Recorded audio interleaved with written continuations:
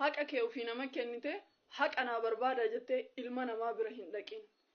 Ilma namaatti iccitii jettee iccitii kee itti himtee iccitii ofii qabachuu dadhabdee maaf iccitii kiyya baasan jetteetiin afaan hin banin. Ilma namaa jaaladhu malee hin amanin jireenya kee keessatti. Eenyu mallee haa ta'u jireenya kee yeroo hundaa itti jiraattu probabilitiidhaan jiraadhu. Probability jechuun ni ta'a yookiin hin ta'u conditionaliidhaan 50-50 godhii jiraadhu. Yoo ta'e kana yoo hin ta'in kana jedhi karaa lama kanaan jiraadhu. Kana ilma namaa kana waan na ajaa'ibu keessaa ofii dhaqee dhagaa dhahee dhagallu kana dhahee jedha. Gufuun na dhahee jedha dhaqeetiin ofii gufuu dhahee. Gufuun itti dhahee bar ofii dhaqee gufuu dhahee. Obboleettii tiyya qaalii fi gaarii kabajamtu. Anuuf ajjeesa. Biyyeen na nyaate. Jireenyi na nafte. Maaliin taane jetteetiin ka miidiyaa kanarraa akka malee taatu yaa obboleettii tiyya kabajamtu mee seenaa tana na dhaggeeffadhu wayin sitti hima. Mee atiin tuni rabbuma kee kanaa maal gootee intallitu rabbi maal gootee akkanatti rabbiin garaagarummaa kana keessa nu jiraachise dhaggeeffadhaa yaa obboleeyyan tiyya. Obboleettii teena takkatu jira. Ijaan qabdu, lukaan qabdu, karaa gubbaa galti. Maatiin qabdu. Dhaggeeffadhu maatiis hin qabdu. Kana wajjinu ija kan qabne kan gartee luka hin qabne karaa gubbaa galtu namni karaa deemu halkan zinaa itti dalagee ulfoofte. Ulfooftee ilma zinaan ulfaa'e kana sini dhalte. Yaa obboleettii tiyya dubbii tana jajjabummaa isiin alaali. Ijaan qabdu nama isii itti zinaa dalage kana hin beeytu ilma isii kanaa ijaan hin argine maatiin qabdu bakka galtu hin qabdu karaa gubbaa galti walaakin intalitu wallaahi of hin ajjeefne. Jiraachuu jirti itti kadhattee ilma ofii guddisuu jirti. Argite ati amma salphina ati salphatte waan kana caalaa rakkina ati keessa jirtu obboleettii tiyya waan kana caalaa. Yaa obboleetti ofii dhooftee hin boohin. Ofii waa of gootanii obboleeyyan tiyya hin boohinaa.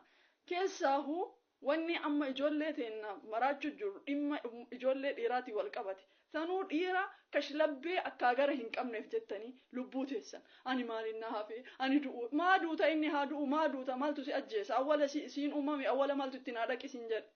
Eega itti dhayxee waan mara mucuq sirraa godhe booda wanni lubbuu teellee kennuuf jirta obboleettii tiyya osoo beeyte kaleen tee takkittiin jireenya kee hanga du'a keetii si jilaachisuu dandeetti bar lubbuun ati ofii keetii baasti. Mallaqa meeqa ofirraa daa'iba wanniin ala goote achuun gatii takka malee dhabsiste jechuudha. Kanaaf wanni fedhes yoo uumame hin ajjeesinaa lubbuu teessan. Wallaahi wabillaahi warabbil ka'aba reesti in peace jedhee namni nama ofiin of ajjeesetti illee barreesse. Nama ofiin ajjeesee miti nama kaafirattuu namni akkas jedhee barreesse akka nama rabbi irratti allaaggaxaa jiruuti beeki. Injiru namni wanni akkasii lubbuun ofii baate jahannam irratti akkasii fi namni kafarillee garaagarummaa hin qabu. Jahannam sirratti haqa garee ati boqonnaa jirtu hin jiru. Inuma akka nama osoo jiru qodaarraa quncisanii takka fedhadha dhukkubbiin lubbuun gaafa baatu jechuudha. Duutellee ati boqonnaa hin qabdu. Boqonnaan ati bakka itti boqattu hin jiru. Qabrii keessa qixaata qabrii eegasi jahannam. Dhaggeeffadhu obboleettii lubbuu ta'e hin baasiin. Hin baasin lubbuu ta'e wanni fedhe yoo dhufe lubbuu ta'e hin baasin. Jiraadhu rabbiin hin dogongoru. Hin dogongorrellee rabbiin. Beekee haga kee beekaa likkii kee beekaa waan tana feel godhe rabbiin. Wallaahi khayrii masiin qabne.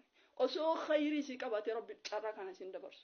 Bas khayrii sin qabne. Yookaan ammoo فلنذيقنهم عذاب الأدنى دون العذاب الأكبر لعلهم يرجعون كما جل. عذابات تتكو كتاتة تتكات فينا كيسان كتاتة قد درة دبي أنا كجل. تنا ربي قر أوفيس دبي سوف. من قبلوا رتها كيانا بربادا. جارسوما كيانا لا أي بيتي يا مال نقول إيه أبلتي يا ربي اتهمت وكاتهمت الربي. كاتهمت الربي تيك توكين بكا جارسوما تلالا تنيمتي. بالله عليكم ربي صدق نمني جارسوما نما لا جتني أي بينا ما ميديا كان رت أكن نقول إيه أكن رافود إيه أكس ربي صدق ربي صدق ربي صدق نما أي بينا ما هردف ربي أي بي إسا هردف وملين ليش نما ما أسيا إسا إفا باسي دبت والله أرارم نسا فينجر ورب الكعبة أرارم نسا فينجر نمني ما أسيا إسا أول باسي تني أكنا جد جنا قد تتي توباسي برباش سبيك جنا قد تتي باسو سانو توباسي برباش الرواني ربين دنيني أمانتي مسلمة كيستي إيجا ما أسيا دبتان ما أسيا دلقا ما أسيا سان مول إسولا ما أسيا سانو رويسون أتين ذنا دليدة ذنا دلقو كيسانو رويسون أثر إيمان الراتي الراس الفتشون وان سانو سالفتي وان سان إيسون أصو وان فديونا نسوس الدلقي ما أفيد تلك أتري إيجا وان تكاغوتي بود رويسي يدبك رويسي ما أسيا نروكتي رويسي مالي أكنا نقولي بريا جانا كنيفي مالي الراسين فود أن أبرتي يتابتا بيف دا فولو أفنامني سبسابت يو جارسوما كاباتي دبيتي سي حالالا نيفيتي private dhaqi, WhatsApp dhaqi, imo dhaqi, Telegram dhaqi. TikTok ni ganda salphinaati obboleettiitii ya ganda AB namaa itti ol baatee addunyaan tuni marti si argitee quba sitti qabdu. Kana dhaggehin illee na haa dhagahanii 7,800 jalateettanii yaa subhaanallah jaarsummaa nama allaalina. Yaa Oromoo jaarsummaa tana dhiisa jaarsummaa TikToka yaa jaarsa TikTok rabbi sodaadhu. Yaa jaartii TikTok rabbi sodaadhu. Yaa warra folowara gurguddaa qabaatan rabbi sodaadha. Rabbi sodaadha. Yoo dhuguma Oromummaa qabaatan, yoo dhuguma amantiin musliimaatun isin bira kabajaa qabaate, yoo rabbitti amantan, eebii namaa miidiyaa kanarratti ol baastanii irratti hin mari'atina. Ajandaa hedduu jira kanarratti mari'atu malee eebii nama piraayiveetii miidiyaa kanarra fiddanii hin mari'atina. Dhaqaa Telegram, dhaqaa Imo, dhaqaa WhatsApp, dhaqaa Zoom bakka rabbii fi namoonni waan tana quba qaban qofti isin argu. Subhaanallah.